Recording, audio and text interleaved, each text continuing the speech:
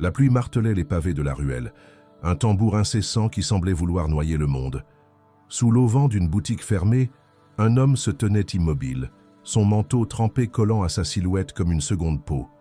Ses yeux, d'un gris pâle presque surnaturel, fixaient un point invisible au loin, là où la lumière des réverbères se perdait dans la brume. Ce n'était pas un regard ordinaire, c'était une lame, un éclat d'acier brut qui semblait trancher l'air lui-même. À quelques mètres, un passant pressé, un jeune homme à la capuche relevée, croisa ce regard par inadvertance. Il s'arrêta net, comme si une main invisible l'avait saisi à la gorge. Son souffle se coupa, ses jambes flageolèrent, et il détourna les yeux, fuyant presque en courant, son parapluie abandonné sur le sol. Qu'avait-il vu dans ce regard? Pourquoi cette peur soudaine, viscérale, qui lui tordait les entrailles? L'homme sous l'auvent n'avait pas bougé, n'avait pas prononcé un mot. Pourtant, son regard avait suffi à faire vaciller un inconnu. Ce n'était pas la première fois, ce ne serait pas la dernière.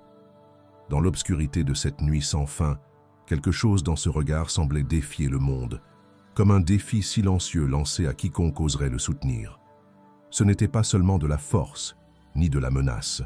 C'était autre chose, quelque chose de plus ancien, de plus profond, quelque chose qui réveillait une peur primitive, tapie dans l'ombre de l'âme humaine. Mais quoi? Pourquoi certains regards ont-ils le pouvoir de faire trembler les cœurs, de plier les volontés, de réduire en cendres les façades que nous construisons si soigneusement? Et pourquoi d'autres, face à ce même regard, ne ressentent rien d'autre qu'une curiosité brûlante, une envie de s'approcher, de comprendre? La réponse ne se trouve pas dans les yeux de cet homme, mais dans ce qu'il reflète, une vérité que peu osent affronter. La ruelle était déserte à nouveau, mais l'écho de ce moment persistait, comme une note grave suspendue dans l'air. L'homme ajusta son col, ses lèvres esquissant un sourire énigmatique, presque imperceptible. Il savait ce que son regard provoquait. Il savait pourquoi. Et il savait que, quelque part dans cette ville endormie, d'autres regards comme le sien attendaient, tapis dans l'ombre, prêts à révéler ce que les faibles craignent le plus. Qu'est-ce qu'un regard, au fond? Une simple combinaison de muscles, de nerfs et de lumière réfléchie? Ou quelque chose de plus? Les yeux sont des fenêtres, dit-on, mais des fenêtres sur quoi? Sur l'âme, peut-être, ou sur une vérité que nous préférons ignorer. Le sujet qui nous réunit ici n'est pas seulement celui des yeux qui intimident, mais de ce qu'ils révèlent. Une puissance intérieure, une conviction inébranlable, une clarté d'esprit qui agit comme un miroir impitoyable pour ceux qui croisent leur chemin. Le regard qui fait peur aux faibles n'est pas une arme brandie au hasard. C'est un reflet de la force brute de l'authenticité, une force que beaucoup ne savent pas affronter. Pensez à une situation banale, une réunion de travail, une salle bondée, des voix qui s'élèvent pour défendre des idées tièdes. Puis quelqu'un entre, s'assoit, et sans dire un mot, change l'atmosphère. Ses yeux balayent la pièce, s'arrêtent sur chaque visage, et soudain, le silence s'installe. Les postures se raidissent, les regards se baissent. Pourquoi? Parce que ce regard ne ment pas. Il ne s'embarrasse pas des politesses, des faux semblants, des masques que nous portons tous. Il voit à travers, et ce qu'il voit, ou plutôt ce qu'il force les autres à voir en eux-mêmes, est souvent insupportable. C'est comme si, en une fraction de seconde, il mettait à nu les doutes, les failles, les compromis que nous avons faits avec nous-mêmes. Mais d'où vient ce pouvoir? Une étude fascinante menée en 2018 par des psychologues de l'Université de Californie a révélé que le contact visuel prolongé active des régions spécifiques du cerveau liées à la perception de la menace et à l'évaluation sociale. Lorsqu'un regard est intense, soutenu, il déclenche une réponse primitive. Soit on se soumet, soit on défie. Ce n'est pas un hasard si, dans le règne animal, fixer un adversaire dans les yeux est souvent un prélude à un combat. Chez les humains, ce mécanisme persiste, mais il s'est complexifié. Le regard qui fait peur aux faibles n'est pas seulement celui d'un prédateur, c'est celui de quelqu'un qui a vu l'abîme en lui-même et qui en est revenu plus fort. C'est le regard de ceux qui ont affronté leur propre peur et qui, ce faisant, rappellent aux autres ce qu'ils évitent soigneusement. Prenons une analogie contemporaine. Imaginez un réseau social, une plateforme où chaque profil est une façade soigneusement construite. Les publications, les filtres, les mots choisis, tout est calculé pour projeter une image. Mais imaginez maintenant un utilisateur qui ne joue pas ce jeu, quelqu'un dont chaque mot, chaque image, chaque silence hurle une vérité brute. Ce profil dérange. Il attire et repousse à la fois. Pourquoi? Parce qu'il ne suit pas les règles implicites. Il est un miroir, et les miroirs sont cruels pour ceux qui ne veulent pas voir leur reflet. Le regard qui fait peur aux faibles fonctionne de la même manière. Il expose, sans pitié, ce que nous cachons. Alors, pourquoi certains tremblent-ils face à ce regard, tandis que d'autres y trouvent une inspiration?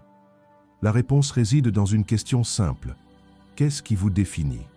Si votre identité repose sur des illusions, des compromis, des demi-vérités, alors ce regard est une menace. Il vous force à voir ce que vous avez enfoui. Mais si vous avez fait le travail, si vous avez sondé vos propres profondeurs, alors ce regard devient une reconnaissance, un salut silencieux entre deux âmes qui n'ont plus peur de la vérité. Vous êtes dans une pièce bondée, un café bruyant où les conversations se mélangent au cliquetis des tasses et au sifflement de la machine à espresso. L'air sent le grain torréfié et la pluie qui s'accroche au manteau des clients.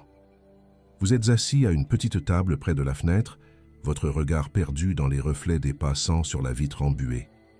Puis, vous le sentez, ce picotement à la base de la nuque, cette sensation instinctive que quelqu'un vous observe.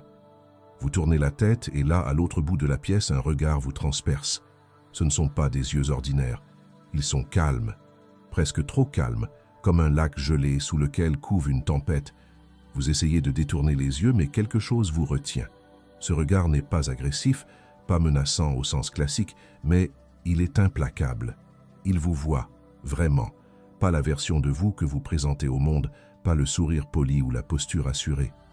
Non, il voit la fatigue dans vos épaules, les doutes que vous cachez derrière votre café, les rêves que vous avez laissés s'éteindre. Et ça fait mal. C'est comme si une lumière crue s'allumait soudain dans une pièce que vous aviez soigneusement gardée dans l'ombre. Votre cœur s'accélère. Vous voulez parler, dire quelque chose, n'importe quoi, pour briser ce silence invisible. Mais les mots ne viennent pas. Vous êtes nu, vulnérable. Et pourtant, il n'y a rien d'hostile dans ce regard. C'est pire. Il est indifférent à vos défenses. Il ne juge pas. Il constate. Et ce constat vous ébranle parce qu'il vous rappelle tout ce que vous avez choisi d'ignorer. La chaise sous vous semble soudain trop dure, l'air trop lourd. Vous voulez fuir, mais vos jambes refusent de bouger. Alors, vous restez là, pris au piège dans ce moment suspendu où le monde moderne, avec ses écrans, ses notifications, ses distractions, semble s'effacer. Il n'y a plus que vous, ce regard, et la vérité qu'il reflète. Comparez cela à votre quotidien, à ces moments où vous scrollez sans fin sur votre téléphone, où chaque notification est une échappatoire. Dans ce café, il n'y a pas d'échappatoire. Ce regard vous ancre dans l'instant, dans une réalité que vous évitez soigneusement.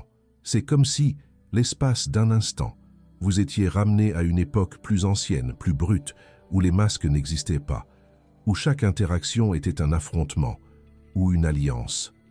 Vous ressentez une étrange nostalgie, un écho de quelque chose de perdu, quelque chose que notre monde moderne, avec ses filtres et ses faux semblants, a enterré sous des couches de confort. Et puis, il détourne les yeux. Le lien se brise. Vous reprenez votre souffle, comme si vous remontiez à la surface après une plongée en apnée. La pièce redevient bruyante, les odeurs redeviennent familières. Mais quelque chose a changé. Vous ne pouvez pas l'expliquer, mais ce regard a laissé une empreinte, une fissure dans la façade que vous portez. Vous vous demandez, qui était cet inconnu? Et pourquoi, en un seul regard, a-t-il réveillé une peur que vous ne saviez même pas porter? Mais voici la vérité la plus dérangeante. Ce regard qui fait peur aux faibles n'est pas l'apanage d'une élite, d'une poignée d'individus dotés d'un charisme surnaturel. Non, ce regard est en chacun de nous. Oui, vous l'avez, vous aussi. Vous l'avez peut-être déjà utilisé, sans même vous en rendre compte, peut-être dans un moment de colère, de détermination ou de clarté absolue, où vos yeux ont porté une vérité si brute qu'elle a fait vaciller quelqu'un en face de vous. Mais alors, pourquoi est-il si rare? Pourquoi ce pouvoir reste-t-il enfoui, presque oublié, dans la plupart d'entre nous? La réponse est aussi simple que terrifiante. Nous avons peur de notre propre regard. Nous avons peur de ce qu'il pourrait révéler, non pas aux autres, mais à nous-mêmes. Une étude de psychologie sociale menée en 2020 par l'Université de Cambridge a montré que les individus évitent instinctivement le contact visuel prolongé lorsqu'ils se sentent en insécurité ou en désaccord avec leur propre image. En d'autres termes, nous détournons les yeux pour ne pas avoir à affronter notre propre vérité. Le regard qui fait peur aux faibles est donc, paradoxalement, celui que nous craignons le plus en nous-mêmes. Il nous force à regarder dans l'abîme de nos contradictions, de nos échecs, de nos désirs inavoués.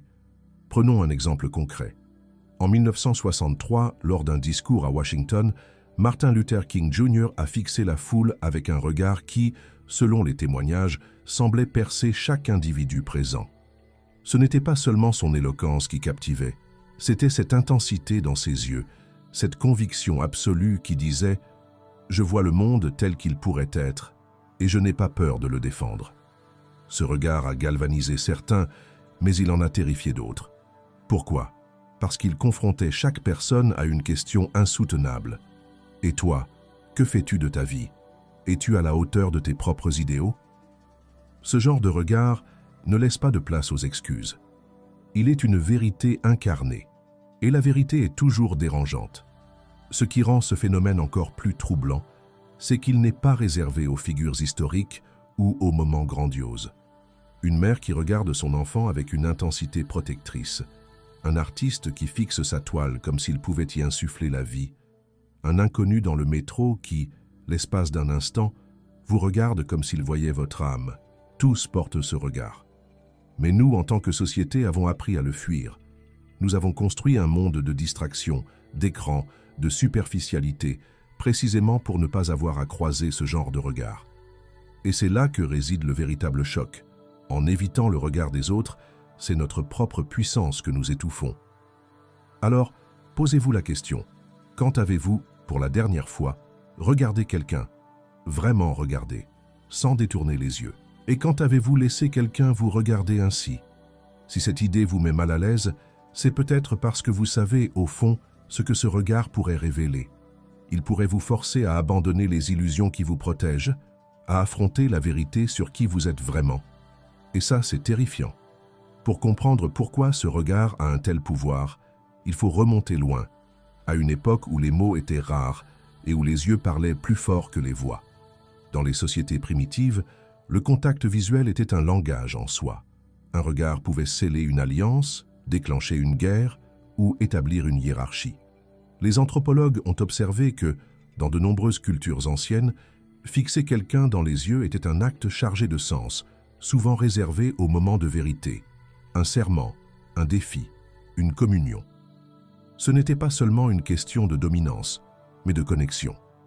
Les yeux étaient le pont entre deux âmes, un espace où les masques tombaient. Dans la philosophie grecque, Platon parlait des yeux comme de la partie la plus noble du corps, celle qui reflète l'intellect et l'âme. Pour lui, le regard était un vecteur de vérité, un moyen de transcender le monde matériel pour atteindre l'essence des choses.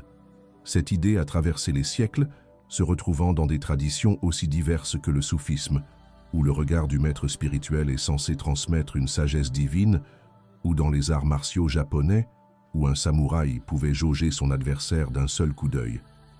Ce n'est pas un hasard si dans toutes ces traditions, le regard est associé à la vérité. Il est le miroir de l'âme, mais aussi le miroir de ce que l'on refuse de voir. Comparez cela à notre époque. Aujourd'hui, nous vivons dans un monde où le contact visuel est devenu rare, presque suspect. Dans le métro, dans la rue, dans les bureaux, les regards se croisent furtivement avant de se détourner.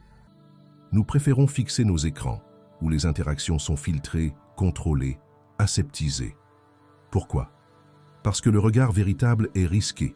Il demande du courage, de la vulnérabilité. Il nous expose. Dans une société obsédée par l'image et la performance, le regard qui fait peur aux faibles est une anomalie, un rappel de ce que nous avons perdu, l'authenticité. Mais ce phénomène ne se limite pas à notre époque. Considérez les grandes figures historiques. Prenez Jeanne d'Arc, dont les chroniqueurs décrivaient le regard comme ardent et pénétrant, capable de faire plier les cœurs des soldats et des rois. Ou pensez à Nelson Mandela, dont les yeux, même après des décennies de prison, portaient une force tranquille qui désarmait ses adversaires. Ces regards n'étaient pas seulement des expressions de charisme, ils étaient des manifestations d'une vérité intérieure, d'une conviction si profonde qu'elle transcendait les mots. Ce sont ces regards qui ont changé le cours de l'histoire, non pas parce qu'ils intimidaient, mais parce qu'ils inspiraient, parce qu'ils forçaient ceux qui les croisaient à se confronter à leur propre vérité. Sur le plan philosophique, ce pouvoir du regard soulève une question fondamentale. Qu'est-ce que la force, au fond? Est-ce la capacité à dominer les autres ou celle de se dominer soi-même? Le regard qui fait peur aux faibles n'est pas celui d'un tyran. C'est celui de quelqu'un qui a fait la paix avec ses propres failles, qui a regardé dans l'abîme et en est revenu transformé. Comme le disait Nietzsche, si tu plonges longtemps ton regard dans l'abîme, l'abîme finit par plonger son regard en toi. Ce regard, c'est celui de l'abîme conquis. L'impact du regard qui fait peur aux faibles ne se limite pas à un moment, à une interaction. Il laisse des traces, des échos qui résonnent bien au-delà de l'instant. Sur le plan individuel, croiser un tel regard peut être un point de bascule. Pour certains, c'est une humiliation, un rappel de leur faiblesse qu'ils préféreraient oublier. Pour d'autres, c'est une révélation, un appel à se dépasser, à affronter ce qu'ils ont toujours évité. Combien de vies ont été transformées par un seul regard?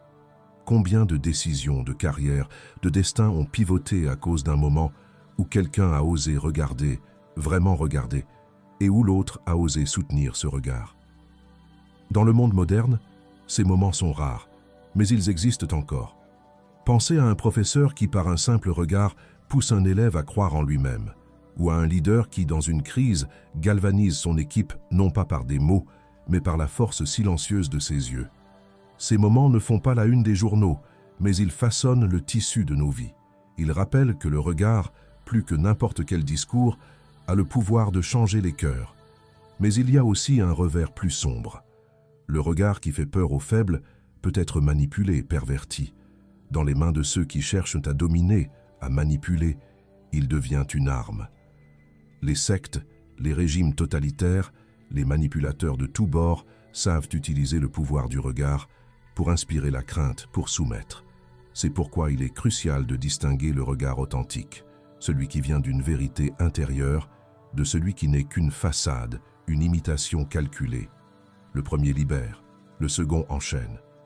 Sur un plan plus large, l'héritage de ce regard se retrouve dans notre culture, dans nos récits, dans nos mythes. Les héros, les prophètes, les visionnaires, tous partagent ce trait commun. Un regard qui ne vacille pas, qui porte une vérité plus grande qu'eux-mêmes. De Moïse face au pharaon à Malala Yousafzai face à ses oppresseurs, ce regard traverse les époques, les cultures, les combats.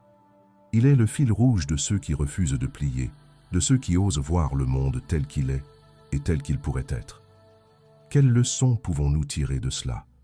D'abord, que la force véritable n'est pas dans les mots, mais dans la clarté de l'intention. Ensuite, que la peur que nous ressentons face à un tel regard est souvent une invitation à grandir, à nous dépasser. Enfin, que ce regard est en chacun de nous, attendant d'être réveillé. La question n'est pas de savoir si nous l'avons, mais si nous oserons l'utiliser. Revenons à cet homme sous l'auvent, à ce regard qui a fait fuir un passant dans la nuit. Ce n'était pas un hasard, pas un accident.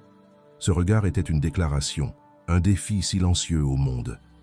Mais ce défi n'était pas dirigé contre le jeune homme à la capuche, il était dirigé contre lui-même, contre ses propres doutes, ses propres peurs. Car c'est là le paradoxe ultime. Le regard qui fait peur aux faibles est d'abord un regard que l'on porte sur soi. Avant de pouvoir regarder les autres avec une telle intensité, il faut avoir appris à se regarder soi-même, sans fléchir, sans détourner les yeux. Que se passerait-il si vous osiez ce regard? Si, demain, vous vous leviez et décidiez de regarder le monde et vous-même avec une honnêteté brutale? Pas pour intimider, pas pour dominer, mais pour comprendre, pour connecter, pour transformer. Ce serait inconfortable sans doute, peut-être même douloureux, mais c'est dans cet inconfort que se trouve la croissance, que se trouve la vérité. Ce pouvoir du regard ne se limite pas à une ruelle sombre ou à une réunion tendue. Il s'étend à tous les aspects de notre vie, nos relations, nos ambitions, nos combats intérieurs. Comment regardez-vous ceux que vous aimez? Comment regardez-vous vos rêves, vos échecs, vos espoirs? Et si vous osiez regarder plus loin, au-delà de votre propre vie? Que verriez-vous dans les yeux des autres, dans les yeux du monde?